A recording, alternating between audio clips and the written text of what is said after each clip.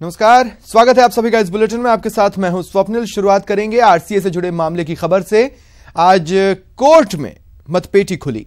मामले में वोटिंग का परिणाम सामने आ गया है। बीसीसीआई की जो शर्तें थीं आरसीए को मंजूर हैं, ये नतीजा रहा वोटिंग का। सभी 31 वोट बीसीसीआई की शर्तें मानने के पक्ष में पड़े। अब बीसीसीआई को अंडरटेकिंग देनी होगी। प्रेसिडेंट और सेक्रेटरी को यह अंडरटेकिंग बीसीसीआई को देनी है। कोर्ट ने यह भी कहा कि जयपुर में आईपीएल मैच होने चाहिए। ज्यादा जानकारी के लिए बात करेंगे सहयोगी महेश दाधीच से। महेश, क्या जानकारी है? देखिए स्वप्निल, जिस तरह से 18 जनवरी को मतदान हुआ था कि बीसीसीआई की जो शर्तें हैं वो आरसीए को मंजूर है या नहीं, इसे लेकर के मतदान किया गया था और उसी का आज परिणाम यहाँ पर हाईकोर्ट में घोषित किया गया है। और इसमें जो जिन सभी 31 जिला संघों ने मतदान किया था, आज उन्हीं जो 31 जिला संघ हैं वो एक साथ आज बीसीसीआई की शर्तों के पक्ष में नजर आए। आज उन सभी का जो मत यहाँ मतपेटी खुली है उसमें सभी का जो मत थे वो यहाँ उनके पक्ष में नजर आए हैं। तो इसके साथ ही ये उम्मीद और बन जाती है कि आईपीएल के जो मैचेज हैं वो यहाँ पर जयपुर में हो सकेंगे, क्योंकि एक जो रास्ता है वो यहाँ पर आसान होता हुआ नजर आ रहा है। साथ ही कोर्ट ने बीसीसीआई को ये भी कहा है कि जयपुर में आईपीएल मैचेज होने चाहिए, क्योंकि एक तरफ जो सरकार है वो भी तैयार है और यहाँ पर जो व्यवस्थाएं हैं वो भी की जा रही है। तो ऐसे में बीसीसीआई का क्या रुख है वो यहाँ पर स्पष्ट करना चाहिए। इसे लेकर के अदालत ने बीसीसीआई के वकील को कहा कि वे बीसीसीआई से पूछ करके बताएं कि राज्य सरकार जहां मैच कराने को तैयार है तो ऐसे में आपका क्या रुख है। जहां तक आपको जानकारी है कि विवाद के चलते जहां खेल और खिलाड़ियों का नुकसान हो रहा था, तो हाईकोर्ट ने ये मंशा जताते हुए कहा है कि अब कम से कम जयपुर में भी आईपीएल मैचेज होने चाहिए। इसे लेकर के जो है बीसीसीआई को अपनी तैयारियां बतानी होगी। फिलहाल तक जो सभी जिला संघ हैं वो इस फैसले से खुश हैं, क्योंकि सभी जिला संघों ने एक साथ एक मत होकर के यहाँ पर अपना निर्णय दिया है। तो इससे ये जाहिर हुआ है कि आरसीए में जिस तरह की गुटबाजी जो चल रही थी वो यहाँ पर नहीं देखने को मिली है और सभी का एक मत होना ये साफ दिखाता है कि एक फैसले के लिए वे सभी सामने आए हैं, क्योंकि जो शर्तें थी वो ललित मोदी के खिलाफ थी और माना ये जा रहा था कि कई जिला संघ हैं वो ललित मोदी के खिलाफ लगाई गई शर्तों से नाराज हो सकते हैं, तो ऐसे में क्रॉस वोटिंग भी हो सकती है। लेकिन यहाँ पर ऐसा नहीं देखने को मिला और तमाम जो 31 जिला संघ थे उन्होंने एक ही मत होते हुए और बैन हटाने। देखिए महेश, आप मेरा इशारा समझेंगे। कुछ ऐसे चेहरे हैं जिनके बारे में ये माना जा रहा था कि शायद वो ललित मोदी से ऊपर नहीं उठ पाएंगे, लेकिन जिस तरह के ये वोटिंग के नतीजे हैं वो ये बता रहे हैं कि ललित मोदी से ऊपर उठा गया है क्रिकेट के भले के लिए। अब क्रिकेट का भला ये कहता है कि जो अंडरटेकिंग बीसीसीआई को सौंपी जानी है वो जल्द से जल्द हो, चुकी किसी तरह का मतांतर नहीं है, ये प्रोसेस भी जल्द निपटा लिया जाएगा। जी बिल्कुल, देखिए मतांतर तो खैर इस चीज से साफ हो ही गया है, लेकिन साथ ही अब एक औपचारिकता महज रह जाती है कि बीसीसीआई को वो अंडरटेकिंग जो देनी है वो अध्यक्ष की तरफ से और सचिव की तरफ से बीसीसीआई को ये अंडरटेकिंग देनी है और साथ ही बताना है कि हम आपकी शर्तों के साथ में तैयार हैं और हमारी शर्तों को लेकर के हमारे जो सभी जिला संघ हैं उन्होंने भी एक साथ एक मत यहाँ पर अपना फैसला दे दिया है। तो अब हमें एफिलिएशन दिया जाए और एफिलिएशन मिलने के साथ ही वापस से आरसीए अपनी पटरी पर बनाएगा और साथ ही जो क्रिकेट की गतिविधियां हैं वो वापस से यहाँ पर बहाल हो पाएगी। हाँ, लेकिन आईपीएल को लेकर के जरूर थोड़ा सा संशय बना हुआ था, क्योंकि आईपीएल के वेन्यू डिसाइडेड होने थे और ऐसे में केवल वेट यही किया जा रहा था, इंतजार यही था कि हाईकोर्ट में आरसीए के मामले में क्या रहता है, किस तरह का रुख यहाँ के जिला संघों के पदाधिकारी दिखाते हैं। लेकिन ऐसे में जब यहाँ के सभी जिला संघ एक मत है तो ऐसे में अब उम्मीद बनती है और उम्मीद ये की जा सकती है कि अब जयपुर में आईपीएल मैचेज की ये राह है वो आसान हो सकती है, क्योंकि कोर्ट ने भी अपनी मंशा यहाँ पर जाहिर की है। सरकार भी अपनी तरफ से आईपीएल मैचेज होने के लिए हर संभव मदद यहाँ पर उपलब्ध कराने की बात कह रही है। हालांकि एक पक्ष ये भी है कि फरवरी में ही जो एमओयू है वो खत्म होने वाला है आरसीए का स्पोर्ट्स काउंसिल से। तो ऐसे में जो सरकार है, खेल परिषद है, वो अपनी तरफ से आईपीएल मैचेस कराने को लेकर के जिस तरह से मंत्री गजेंद्र सिंह खिंवसर जो खेल मंत्री है उन्होंने भी लेकिन आईपीएल के लिए महेश मुझे लगता है एक बात और खेल प्रेमियों को भी समझनी होगी, क्योंकि इस सीजन की तो लगभग तैयारियां पूरी कर ली गई होंगी। अगर राजस्थान में आईपीएल मैचेस होने भी हैं तो उसकी तैयारियां अब अगले सीजन के लिहाज से ही की जा सकती हैं। ये सीजन तो नहीं हो सकता, कम से कम प्रैक्टिकली तो पॉसिबल नहीं है। देखिए, बिल्कुल ये बात ठीक है कि प्रैक्टिकली पॉसिबल है नहीं है, लेकिन हाँ इतना है कि कोशिश जो है वो अपने हर मुकाम पर यहाँ पर की जा रही है। आरसी के अध्यक्ष ने भी कहा था कि वे चाहते हैं कि किसी भी हाल में एक बार यहाँ पर जो इस सीजन के मैचेज हैं वो यहाँ पर मिल सकें, उसको लेकर के उनके प्रयास हैं। दूसरी तरफ खेल मंत्री गजेंद्र सिंह शेखावत हैं, वे लगातार बीसीसीआई से संवाद कर रहे हैं कि उन्होंने भी अपनी ये मंशा जाहिर की कि यहाँ पर किसी न किसी हाल में आईपीएल के कुछ मैचेज यहाँ पर मिले। और अगर आरसीए नहीं चाहता है या आरसीए में विवाद वाली स्थिति रहती है तो सरकार अपने स्तर पर कराने को तैयार है। इसे लेकर के कई बार उन्होंने पत्र भी लिखा है और बीसीसीआई से लगातार संवाद किया। जब आज कोर्ट में ये मसला था तो कोर्ट ने भी ये साफ किया है कि जयपुर में आईपीएल के मैचेज होने चाहिए। हालांकि किस तरह से ये संभव हो पाएगा बीसीसीआई के लिए भी, क्योंकि काफी हड़बड़ाहट में और काफी जल्दबाजी में ये फैसला लेना है। यहाँ पर तैयारियों का भी जो एक जिस तरह का एक असर रहेगा तो वो देखने वाली बात है कि इतने कम समय में किस तरह से सारी चीजें बैठ पाती है। लेकिन फिलहाल जयपुर वासी और जयपुर के क्रिकेट प्रेमी भी यही उम्मीद करते हैं कि कम से कम कुछ मैचेज का आयोजन अगर जयपुर में होता है। चलिए, शुक्रिया, तो शुक्रिया, बहुत बहुत शुक्रिया हमारे साथ जुड़ने के लिए और तमाम जानकारी के लिए।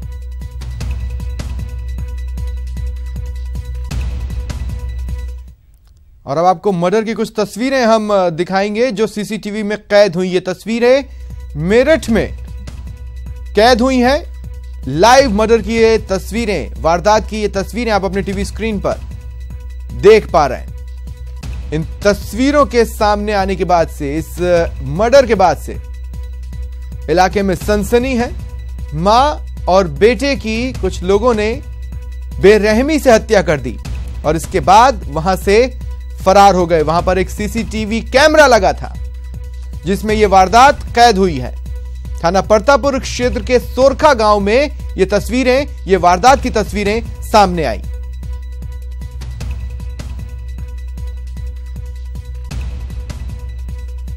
सोरखा गांव में मां बेटे की हत्या हुई है। इसके संबंध में पुलिस तत्काल मौके पर पहुंच गई है। वहां पे पंचायतनामा और पोस्टमार्टम की कार्रवाई की जा रही है। अभी तक जो प्रथम दृष्टया इसमें ज्ञात हुआ है, कुछ रंजिश का मामला प्रकाश में आ रहा है। बाकी जो चीजें विवेचनात्मक कार्रवाई में आएंगी वो अवगत कराया जाएगा। हाँ, अभी हत्यारे पकड़े नहीं जा सके हैं, उनको पकड़ने का प्रयास किया जा रहा है। फिल्म पद्मावत पर विरोध थमने का नाम नहीं ले रहा है। आज भी इसके खिलाफ जगह जगह प्रदर्शन का सिलसिला जारी रहा। चलिए कुछ तस्वीरें दिखाते हैं। आप अपनी टीवी स्क्रीन पर विरोध की 4 तस्वीरें देख रहे हैं। ये तस्वीरें चित्तौड़गढ़, जयपुर, सीकर और दौसा की हैं।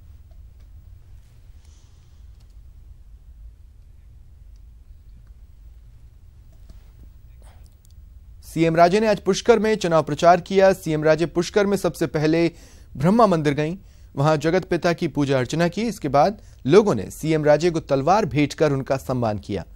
ब्रह्मा मंदिर के बाद सीएम राजे सीधे ग्वालियर घाट पहुंची और पूजा अर्चना की। फिर आयोजित जनसभा में उन्होंने बीजेपी प्रत्याशी रामस्वरूप लांबा के लिए वोट मांगे और कांग्रेस पर जमकर निशाना साधा।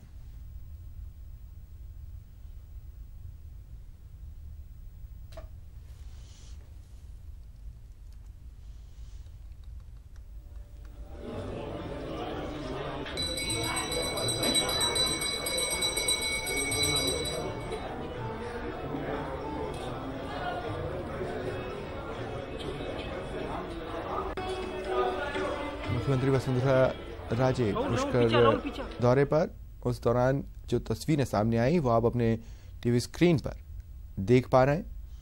उन्होंने वहां पर जगत पिता के दर्शन किए, पूजा अर्चना की, ग्वालियर घाट में पूजा अर्चना की। एक जनसभा का आयोजन हुआ जिसमें उन्होंने अपने प्रत्याशी के लिए, बीजेपी के प्रत्याशी के लिए वोट मांगे और विपक्षी कांग्रेस पर जमकर निशाना साधा।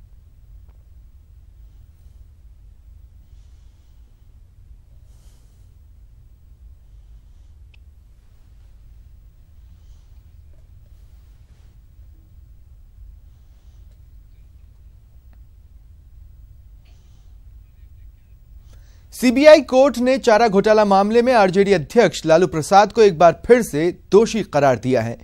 चाईबासा कोषागार से अवैध निकासी के एक अन्य मामले में कोर्ट ने लालू समेत 50 आरोपियों को दोषी करार दिया। न्यायाधीश एसएस प्रसाद ने मामले में लालू यादव को 5 साल की सजा सुनाई, साथ ही 10 लाख का जुर्माना लगाया। सीबीआई ने मामले में 76 आरोपियों पर आरोप पत्र दायर किया था, जिसमें 56 ने ट्रायल फेस किया, जबकि 15 आरोपियों की मौत हो चुकी है। बता दें कि इससे पहले लालू को चारा घोटाला के 2 मामलों में सजा हो चुकी है।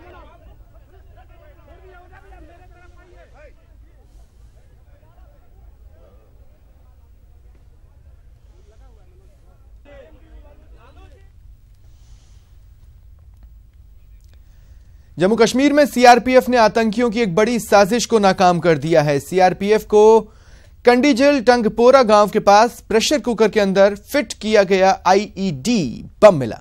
इससे पहले कि आतंकी अपने इरादों में कामयाब होते, सीआरपीएफ के बॉम्ब स्क्वाड ने बम को डिफ्यूज कर दिया।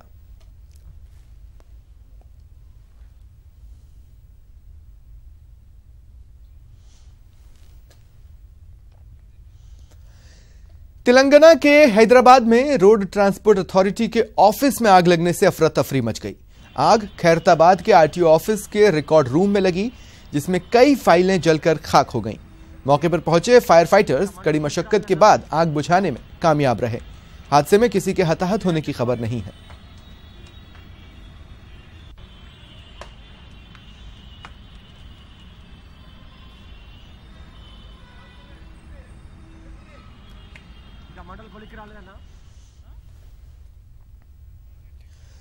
बॉर्डर पर पाक की हर नापाक हरकत का सेना जवाब देती है, मगर इस फायरिंग में भी एक मसीहे की दरकार होती है, जो फायरिंग के बीच जान की बाजी लगा लोगों की मदद करता है। उधर देखते हैं तो इंसानियत के नाते फिर जाना पड़ता है, और मैं नहीं तो 2500 में क्या है। दहशत के साए में भी फैज इंसानियत के तकाजे को कभी दरकिनार नहीं करता। 24 घंटे मददगार बनकर हर उस शख्स को लेने पहुंचता है जो नापाक फायरिंग में जख्मी हुआ। रात के स्याह अंधेरे और गोलियों की गूंज के बीच भी फैज की एम्बुलेंस नहीं रुकती। फैज की जिंदगी का बस एक ही फलसफा है, जल्द से जल्द जख्मी तक पहुंचना और उसे अस्पताल ले जाना। न कोई गोली और न ही कोई फायरिंग फैज के रास्ते को रोक सकती है। जम्मू कश्मीर में पाकिस्तान की ओर से सीज फायर उल्लंघन आम है। पुंछ के बॉर्डर इलाकों में फायरिंग के बीच एक और जब लोग घरों में दुब के रहते हैं और ऊपर वाले से महफूज रखने की दुआ कर रहे होते हैं, ऐसे में जान की बाजी लगाकर फैज फरिश्ता बनकर ऐसे लोगों की मदद करते हैं जो गोलीबारी में घायल हो जाते हैं या उन्हें बीमारी की वजह से तुरंत हॉस्पिटल की दरकार होती है। कहीं रुकती है तो बीच से पेशेंट उठा के भागते हैं और यहाँ अपने हॉस्पिटल में लाके यहाँ से आगे रेफर रजौरी या पुंछ या जम्मू जहाँ भेजना हो भेजते हैं। फैज अहमद पुंछ के बालाकोट में पीएचसी के एम्बुलेंस ड्राइवर हैं, लेकिन जो मौत के साए में दूसरों की हिफाजत के लिए खुद की जान जोखिम में डालता है, ऐसे मददगार को महज 2500 रुपए महीना मेहनताना मिलता है। लेकिन पैसों की खातिर फैज जान की कीमत कभी नहीं भूलते और किसी भी घायल तक एम्बुलेंस ले जाने में कभी देर नहीं करते। तो इंसानियत के नाते फिर जाना पड़ता है, और मैं नहीं तो 2500 में क्या है। आजकल एक 2500 एक बच्चे के लिए खर्चा नहीं पूरा होता है। हमारे 3-3, 4-4 बच्चे कहाँ पढ़ते हैं स्कूलों में, तो क्या करें। सोचिए 2500 रुपए मासिक वेतन में एक परिवार की गुजर बसर कैसे मुमकिन है। डिपार्टमेंट फैज के दर्द से वाकिफ तो है, लेकिन सही मेहनताने का मरहम नहीं लगा पा रहा। लेकिन इस सब से न तो फैज के काम पर असर पड़ता है और न ही जज्बे पर। फैज जैसे मसीहा को सलाम है। Bureau report, ETV news. और फिल्म पद्मावत विवाद मामले से जुड़ी एक बड़ी खबर हमें मिल रही है। सरकार को जो खुफिया रिपोर्ट मिली है उसके आधार पर एक बड़ा खुलासा हुआ है। फिल्म पद्मावत के जरिए कुछ नेता राजनीति चमका रहे हैं। प्रदेश में फिल्म रिलीज होने की जो भी संभावनाएं थीं वो लगभग समाप्त हो चुकी हैं। विरोध के चलते फिल्म रिलीज से फिल्म डिस्ट्रीब्यूटर्स ने, वितरकों ने हाथ खींच लिए हैं। सिनेमाघर मालिकों ने भी फिल्म को प्रदर्शित करने से साफ साफ इनकार कर दिया है। बावजूद इसके पॉलिटिकल माइलेज के लिए आंदोलन हो रहा है। रिलीज की संभावनाएं खत्म होने के बावजूद सियासत जारी है।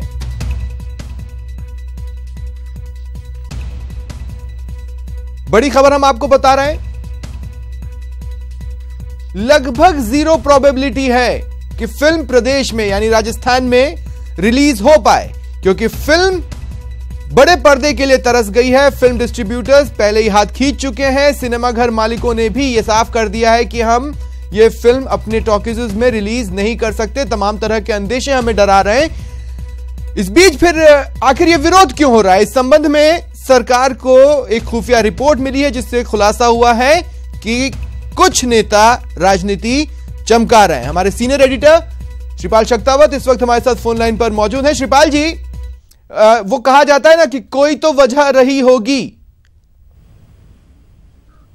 जी बिल्कुल स्वप्निल, जो रिपोर्ट गई है उसके मुताबिक यही बात सामने आई है कि जब वितरक फिल्म के वितरण के लिए तैयार नहीं है, सिनेमाघर उसको दिखाने के लिए तैयार नहीं है, उसके बावजूद अगर विरोध हो रहा है, जगह जगह प्रदर्शन हो रहे हैं, तो उसके पीछे कारण ये बताया गया है कि अब तमाम संभावनाएं खत्म होने के बावजूद ये जो प्रदर्शन हो रहे हैं या जो विरोध के स्वर उठ रहे हैं, उसके पीछे कुछ लोगों का एक राजनीतिक मकसद है। वो अपनी राजनीति को इसके जरिए चमकाना चाहते हैं और कहीं न कहीं पूरे प्रदेश में अपने प्रभाव को इसके जरिए बढ़ाना चाहते हैं और बनाए रखना चाहते हैं।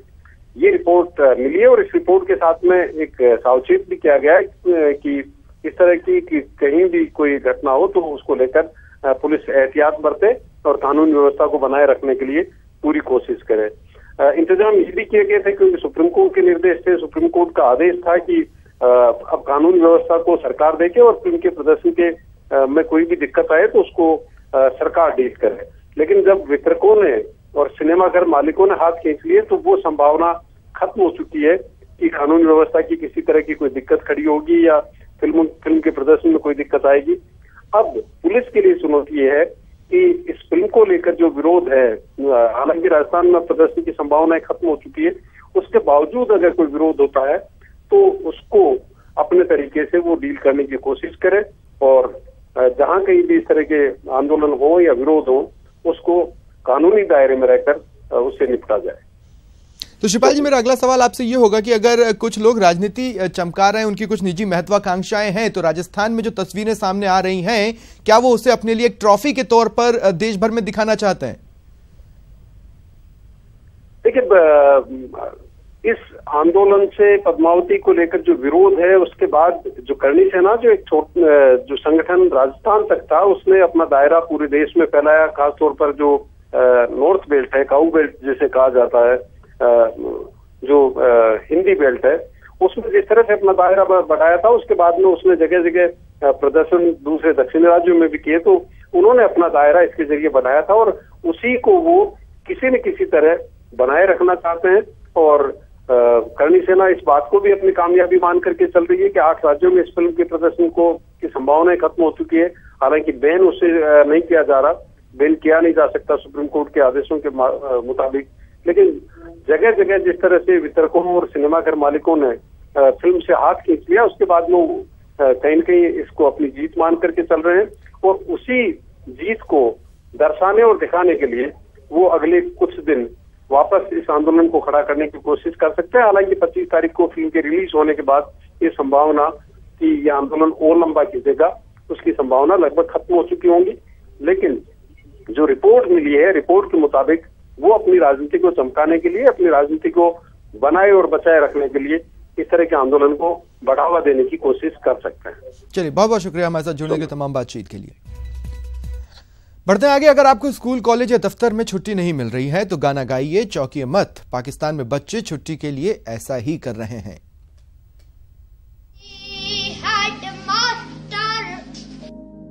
क्या आप छुट्टी के लिए गाना गा सकते हैं? क्या आप गाना गाकर छुट्टी मांग सकते हैं? क्या आप गाने से छुट्टी की उम्मीद कर सकते हैं? अगर नहीं तो पाकिस्तान के इस बच्चे को सुनिए जो अपनी छुट्टी के लिए गाना गा रहा है।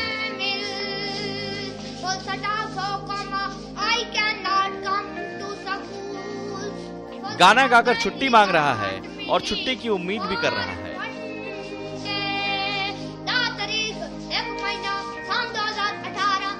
पाकिस्तान के इस बच्चे ने अपनी छुट्टी का पूरा एप्लीकेशन ही गाने में ढाल दिया और फिर जो सामने आया वो आज पूरी दुनिया देख और सुन रही है। पाकिस्तान के इस बच्चे के गाने में भले ही सुर न हो, लेकिन इस बच्चे ने अपने एप्लीकेशन में फुल स्टॉप और कॉमा का पूरा ख्याल रखा है।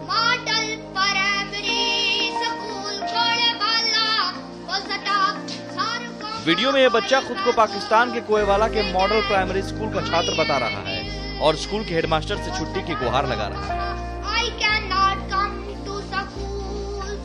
इस बच्चे का वीडियो पाकिस्तानी सिंगर शहजाद राय ने ट्विटर पर पोस्ट किया है और बच्चे को छुट्टी देने की अपील की है। वीडियो ट्विटर पर आते ही ये बच्चा मशहूर हो गया और अब तक इस ट्वीट को 2000 से ज्यादा लाइक्स मिल चुके हैं और 700 से ज्यादा बार रीट्वीट किया गया है। कमेंट बॉक्स में सैकड़ों लोगों ने बच्चे को छुट्टी देने की मांग की। Bureau report, ETV news.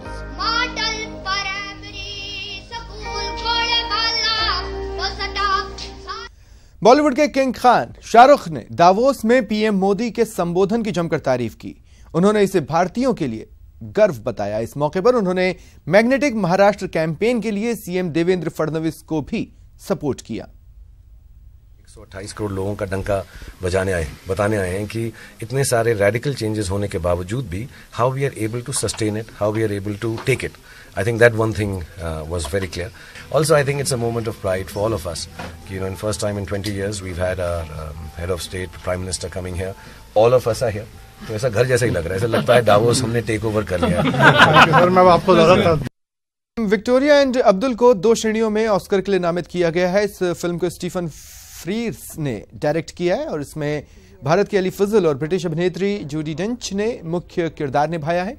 इस फिल्म में जूडी क्वीन विक्टोरिया बनी है, जबकि अली फजल ने भारतीय नौकर का किरदार निभाया है।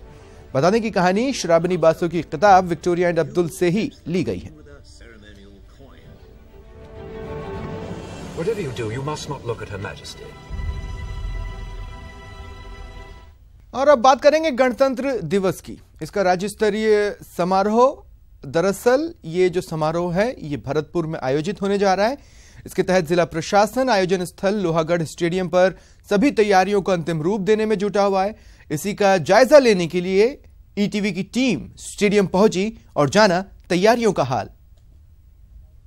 गणतंत्र दिवस का राज्य स्तरीय समारोह इस वर्ष भरतपुर में आयोजित होने जा रहा है और जिला प्रशासन ने लगभग सभी तैयारियों को अंतिम रूप दे दिया है।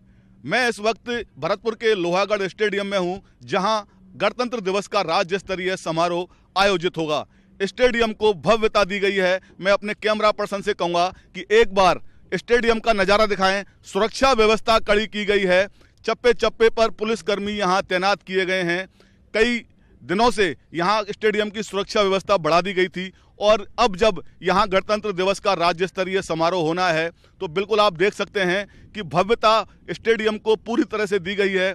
तिरंगे लहरा रहे हैं और अभी दर्शकों के बैठने के लिए जो दीर्घा हैं वहां काम चल रहा है। सुरक्षा व्यवस्था से जुड़े अधिकारी कई बार स्टेडियम का निरीक्षण कर चुके हैं। जयपुर से कई बार बड़े वरिष्ठ अधिकारी हैं पुलिस के, वो यहां आके इस पूरे सुरक्षा व्यवस्था का जायजा ले चुके हैं।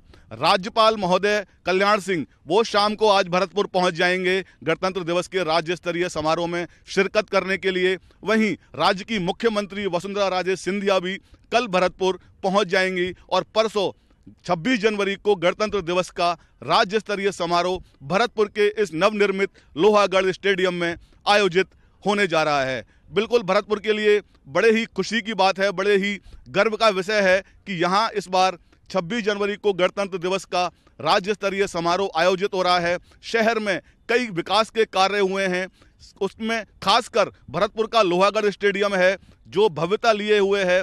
कई दिनों से यहाँ युद्ध स्तर पर कार्य चल रहा था और अब वे अंतिम रूप में नजर आने लगा है। लोहागढ़ स्टेडियम इन दिनों पूरी भव्यता पर है और इसका सबसे पहला कार्यक्रम यहाँ राज्य स्तरीय समारोह गणतंत्र दिवस का आयोजित होने जा रहा है। कैमरा पर्सन संजय के साथ दीपक लवानिया, ईटीवी न्यूज, भरतपुर।